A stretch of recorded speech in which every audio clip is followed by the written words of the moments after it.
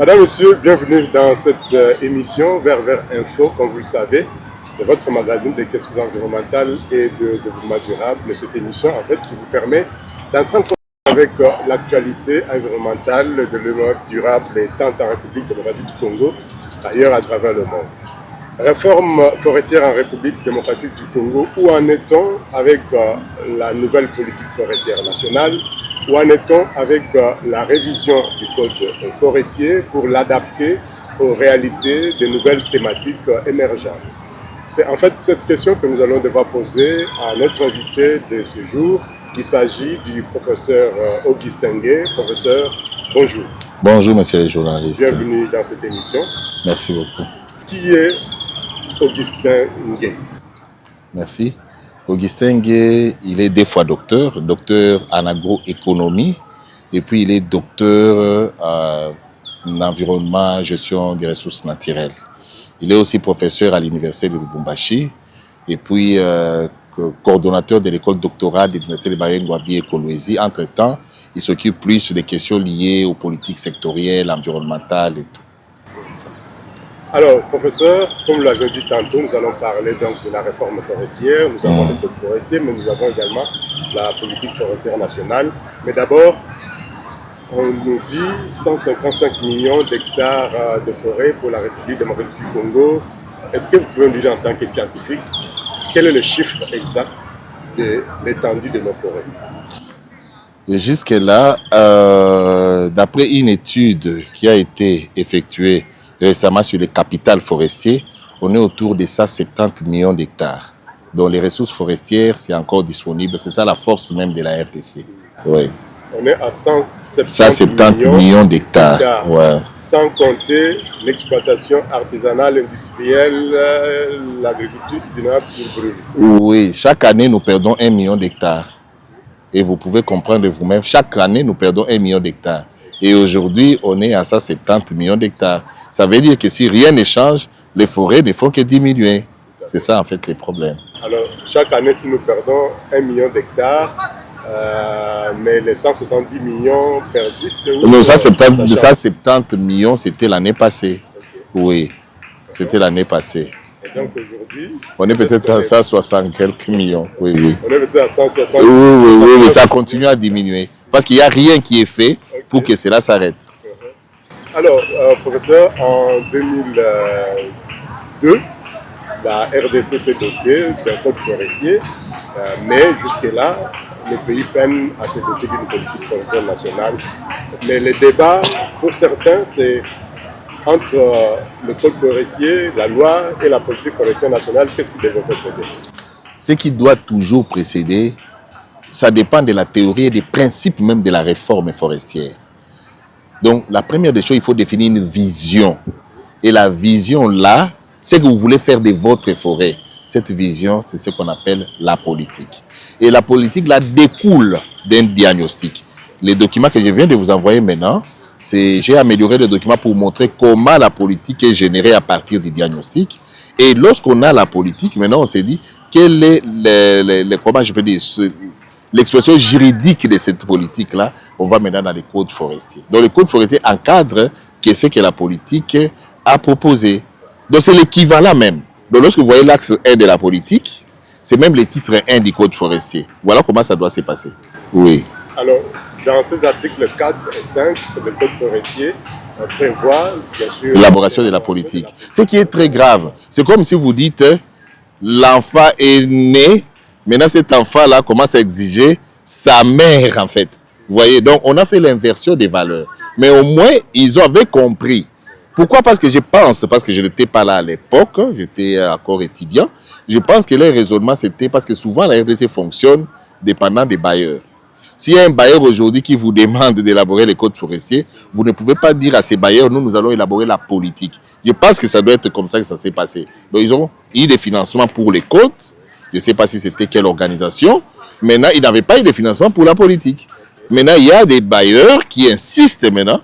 On doit avoir la politique. Entre-temps, il y a d'autres bailleurs qui insistent, on doit avoir les codes. Donc, la RDC a un problème parce qu'il fonctionne plus dépendant des bailleurs. Mais nous amenons une autre approche, parce que nous, on est des vrais scientifiques. Nous disons non, pour élaborer notre politique, sur le plan même de la souveraineté, on n'a pas besoin de ces bailleurs. Parce que lorsqu'on élabore des thèses de doctorat, est-ce qu'on nous donne des millions? Vous avez fait des mémoires, des trucs. La politique, c'est un document de 60 pages, 50 pages ou 30 pages même. Est-ce que pour l'élaborer, il faut avoir des millions? Il faut faire des ateliers pour ça.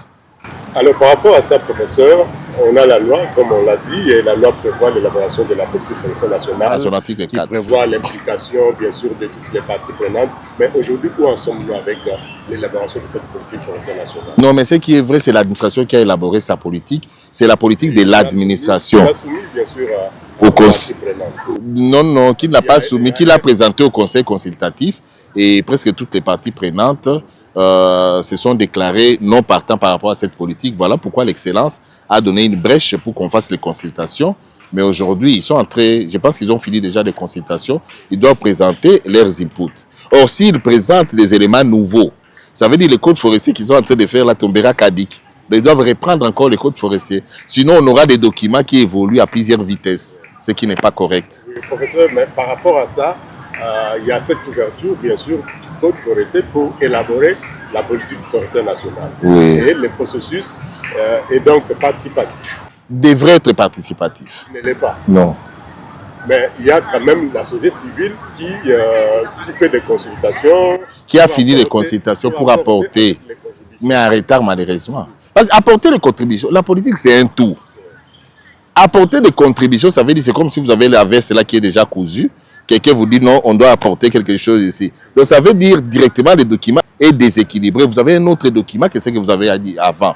Mais la politique n'est pas comme quelque chose que vous êtes en train d'introduire comme ça. Non. Ça veut dire chaque fois, si vous mettez un axe, donc l'introduction doit changer, non? La conclusion aussi doit changer. Les résumés doivent aussi changer, non? Oui. Donc tout va changer en fonction de ce que vous avez apporté de nouveau. Alors, vous avez essayé de passer en revue le document de politique forestière nationale présenté par le gouvernement, par le ministère. Quels sont les points forts, quels sont les points faibles que vous dégagez de ces textes? Non, les textes là des politiques, d'abord, ils n'ont pas respecté les principes de l'élaboration des politiques sectorielles du ministère des Plans, ni des plans de convergence des COMIFAC. Parce que lorsqu'on élabore la politique, on n'est pas indépendant, non. Oui, ils n'ont pas fait. Et c'est déjà un problème. Parce que ça n'entre pas dans la logique du ministère des Plans qui définit toute la ligne à suivre par rapport aux politiques sectorielles. Lorsque vous regardez leur diagnostic, c'est vraiment descriptif. Or, le diagnostic ne peut pas être un état des lieux. On appelle ça diagnostic, ça veut dire, ça doit être analytique. C'est le diagnostic qui dégage les axes. Mais leur axe dans la politique, là, ne vient d'aucun diagnostic. Donc, ce sont des axes qui tombent comme ça. Ce qui n'est pas correct, pas les axes, c'est ça même les moteurs de développement du secteur forestier. Il y a beaucoup d'incohérences. Donc, bref, la politique là proposée par l'administration, c'est une politique normative, technico-administrative. Ce n'est pas une politique qui peut développer le secteur forestier. Ouais. Mais après l'avoir passé en revue, pour vous, si vous aviez apporté des contributions, en quels termes on n'apporte jamais de contributions dans une politique. On élabore une autre processus. Non, c'est comme si... Non. Ça, je dois corriger. Tous ceux qui disent apporter des contributions à une politique, ce sont des novices. Une politique, c'est comme aujourd'hui, vous avez préparé une nourriture, vous avez mis trop de sel. Maintenant, on vous dit apporter la contribution. Vous allez apporter quelle contribution? Il faut prendre cette nourriture, jeter, préparer une autre nourriture, mettre les sels comme il doit les faire. Donc, une politique, c'est un tout. On n'apporte pas des histoires comme ça. Non. Alors, comment se justifie le document dont vous parlez vous-même, que vous nous avez envoyé? Le document que moi, je vous ai envoyé, d'abord, moi, je vais vous dire une chose. Professeur Augustin, que vous voyez ici, il est docteur. Donc, il a déjà élaboré des thèses en agronomie. Il a élaboré des thèses en environnement. Il encadre des thèses de doctorat. Et puis, il était au début même des processus de l'administration. Donc, il connaît tout ce qu'ils sont en train de faire, de A jusqu'à Z. Voilà pourquoi je vous dis que ce document-là n'est pas un document bien élaboré. Et moi, je l'ai élaboré avec mon équipe, une partie de la société civile et d'autres scientifiques, parce qu'on est des scientifiques. On a dit pour que la forêt se développe, voici ce qu'il faut faire. Et vous l'avez soumis à notre... Oui, on a envoyé officiellement à son Excellence Madame la Ministre, qui est professeure aussi, 2 fois docteur, et puis expert en gouvernance forestière. Donc, je pense qu'elle doit répondre. Vous pensez que ce que vous avez envoyé comme document de politique forestière sera pris en compte par rapport au premier document que le gouvernement lui-même a élaboré? En principe, la politique, ce n'est pas seulement l'affaire du gouvernement. Mais c'est le gouvernement qui est, c'est lui qui définit. Mais cela n'empêche qu'une des parties prenantes, même vous pouvez proposer, vous dites par rapport à mon expertise, voici ce que je vous propose. Et le gouvernement, qu'est-ce qu'il va faire? C'est le gouvernement qui va prendre cela en charge et dire non, je vois que la proposition, parce que moi aussi je suis congolais, est partie prenante. Je pense que la proposition de l'autre est une bonne politique. Donc dire que ça c'est la ligne contribuée, ça veut dire qu'ils vont tout droit au mur. Donc il faut proposer des différentes politiques et à partir du débat, on choisit la meilleure politique. Oui. Alors professeur, que préconisez-vous pour que la politique forestière nationale qui doit être dotée à la République démocratique du Congo tienne en compte les desiderata de toutes les parties prenantes et surtout des communautés locales et peuples autochtones? Pour que la politique prenne en compte tous les desiderata, ça veut dire qu'il faut faire un bon diagnostic analytique pour identifier, parce qu'en fait, la politique ne peut pas prendre en compte les individus, non. Ça doit prendre en compte les problèmes que les secteurs où ces individus-là sont en train de connaissent. Vous voyez? Or, ces problèmes-là sont suffisamment documentés. Si tu as besoin de savoir les problèmes de la communauté locale, vous allez à l'internet ou quoi, vous les saurez. Donc, ce qu'il faut faire, il faut intégrer les différents problèmes des différents secteurs. Or, nous, avec le document que je vous ai envoyé aujourd'hui, je pense, on a fait un très bon diagnostic analytique. On a identifié des problèmes, on les a intégrés dans les modèles. Parce qu'en réalité, la politique que vous voyez là, ça découle d'un modèle mathématique. Donc, ça veut dire comment on peut augmenter la valeur de la forêt. Vous voyez? Et vous regardez quels sont les différents éléments qui peuvent augmenter la valeur, vous les mettez là-dedans. Mais si moi j'ai mon modèle mathématique, toi tu me dis non, tu viens contribuer dans mon modèle mathématique. Mais vous abîmez déjà ces modèles. Il faut carrément élaborer un autre modèle mathématique. Oui, c'est ça. Alors, professeur, on va parler du code forestier pour quelques minutes. Il y a certains qui pensent que le code forestier dont nous disposons, c'est un code d'exploitation forestière et non de gestion forestière. Effectivement, c'est un code par rapport à ces contextes-là. C'était pour l'exploitation forestière.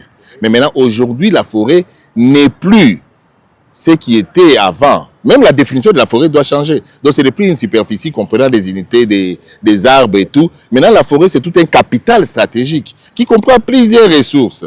Il y a la biodiversité, il y a les carbones, il y a les bois énergie. Il y a beaucoup d'aspects qu'on peut exploiter dans une forêt. Donc, on estime que si vous ne visez que l'exploitation, vous gaspillez d'autres ressources. Donc, aujourd'hui, il faut viser comment vous pouvez capitaliser toutes les ressources qui sont dans la forêt de façon équilibrée. Or, cette politique-là ne prenait pas en compte cet aspect-là. Oui. Alors, 24 ans après, professeur, le code devrait être révisé en fait à 10 ans après. Mais pour vous, qu'est-ce qui a bloqué cette révision? Bon, je pense que souvent, parce que je ne sais pas si nous avons eu cet esprit où, que pour réviser un document de 20 pages, il faut nécessairement qu'il y ait un bailleur. Parce que nous l'avons proposé, et c'est le meilleur document qui prend en compte tous ces desiderata. On n'a pas besoin de bailleurs pour ça. Je viens de vous dire, pour avoir votre mémoire là des journalistes, est-ce que tu avais besoin d'un bailleur? Maintenant, on te dit, élabore un document de 20 pages, il faut qu'il fasse des séminaires, aller à Kisantu, aller à ceci, mais finalement, c'est quoi? Et là, vous violez même un des principes directeurs de la politique forestière, la souveraineté. Il faut être souverain, d'abord en élaborant vous-même la politique pour vous-même. Vous comprenez? Or, cette politique-là n'est pas élaborée par des... Non, c'est dicté par des partenaires. On vous dit, faites ceci, voici l'argent. Allez en consultation. Regarde même dans leur politique de l'administration. Ils sont allés en consultation, non? Dans plusieurs provinces. Si vous lisez cette politique-là de l'administration, il n'y a aucun desiderata des provinces. C'est de l'aberration. Alors, professeur, en décembre 2025, il y a eu une session extraordinaire du Conseil consultatif national des forêts pour réviser effectivement, d'ici mars, en tout cas fin mars, le code forestier. Vous y croyez? Non, s'ils vont de leur manière de bric-brac, oui, on y croit. Parce que leur philosophie, c'est quoi? Présenter un document pour présenter. Or, ce n'est pas la première politique qui est élaborée en RDC. Il y a la politique agricole. Où sommes-nous avec la politique agricole? Où sommes-nous aujourd'hui avec... Il y a la politique énergétique. Est-ce qu'on a le courant? On a l'électricité? Il n'y en a pas. Pourquoi? Parce que ce sont des documents qu'on élabore par rapport à un financement qu'on met à leur disposition. Pose-toi aussi la question, les jours que vous verrez les gens de l'administration, il faut leur poser la question. Est-ce que les gens qui composent l'équipe là d'élaboration ont quel profil? La politique, on ne l'élabore pas par n'importe qui. Ce sont des doctrinaires qui doivent élaborer. Tu ne peux pas être licencié aujourd'hui en communication, tu prétends élaborer une politique de communication de la RDC. Non, non, non, non. Quels peuvent être les préalables, professeur, pour élaborer ou pour réviser cette politique? Il faut avoir d'abord une formation requise. D'abord, les individus qui l'élaborent, ils doivent avoir cette formation. Je viens de vous donner un exemple. Vous êtes... Sur le plan technique. Ah, si le plan technique, les préalables, il faut avoir une formation, vous vous mettez, vous vous concentrez, vous élaborez. Et les pays, pour doter ces pays d'un code forestier qui répond aux normes, en fait. C'est la chose la plus facile qui... Papa, c'est la chose la plus facile qui puisse exister. Parce qu'hier, on parlait d'un certain nombre d'éléments avant d'aller à la révision. Non, non. Ce qu'il y a, ce qui est vrai, à partir du diagnostic qui a été bien fait... Programmation géographique, par exemple. Non, non. À partir du diagnostic qui a été fait, on peut déjà élaborer les codes forestiers. Ouais. Professeur, on va terminer avec cette émission. Si vous êtes demandé de dire un mot à votre collègue, professeur Marie-Yael Dambo, ministre de l'Environnement, de l'Eau durable et de Nouvelle Économie, qu'est-ce que vous dites? Ce que je vais lui dire d'abord, elle est spécialiste, plus que moi, parce qu'elle est docteur en gouvernance environnementale. Elle a la capacité de lire les différentes propositions, qu'elle ne puisse pas tomber dans les pièges de lui dire on veut contribuer. On ne contribue pas dans la politique. La politique, c'est un tout. Soit c'est bien, soit ce n'est pas bien. Ça va? Qu'elle organise un débat démocratique par rapport à tout ce que les gens donnent comme contribution. Elle est bien placée pour comprendre qui a raison et qui n'a pas raison. Et ce qu'on va valider, c'est ce qu'on va adopter. Professeur Ngué, Vers Info est fini. Quel est votre credo pour l'environnement et le développement durable? En tout cas, ce que je vais dire, je vais d'abord tirer votre attention, vous-même les communicateurs, je ne sais pas si je peux, les journalistes, pour que vous puissiez jouer vraiment votre rôle pendant ces moments. Les rôles de sensibilisation, les rôles de communication même. Parce que si vous ne jouez pas votre rôle, imaginez-vous aujourd'hui même à Kinshasa, lorsque les gens circulent partout, ils ne savent même pas qu'il y a un enjeu qui est en train de se jouer. Et cet enjeu-là est déterminant pour nous, en fait. On parle des corridors de l'Obito, on parle des corridors verts, on parle de ceci. Les gens en parlent. On parle de la guerre de l'Est, mais les problèmes du secteur forestier, c'est plus qu'une rébellion, c'est un cancer, c'est un fléau. Mais qui prend le temps pour en parler? Et aujourd'hui, vous pouvez circuler même dans toute la ville de Kinshasa. Peut-être, je peux être seul pour parler de ça. Pourquoi? Parce qu'il y a des gens qui ignorent, des gens qui ne maîtrisent peut-être pas et tout. Mais c'est à vous de conscientiser la population. Oui, en tout cas, moi, je suis disposé. À chaque fois, vous avez besoin de discuter, même créer un débat, c'est ce que vous pouvez faire prochainement. Avoir plusieurs sons de cloche, débat démocratique sur la politique forestière, on peut toujours en faire. Professeur Augustin Ngué, merci. C'est moi qui vous remercie. Merci également à vous, madame, monsieur, d'avoir suivi cette émission Vers Info revient la semaine prochaine, toujours avec le même plaisir. Nous serons heureux de vous retrouver. Prenez soin de vous, mais surtout, prenez soin de votre environnement afin que cet environnement ne puisse pas brûler. Parce que s'il brûle, c'est nous tous qui allons brûler. Au revoir et à très bientôt.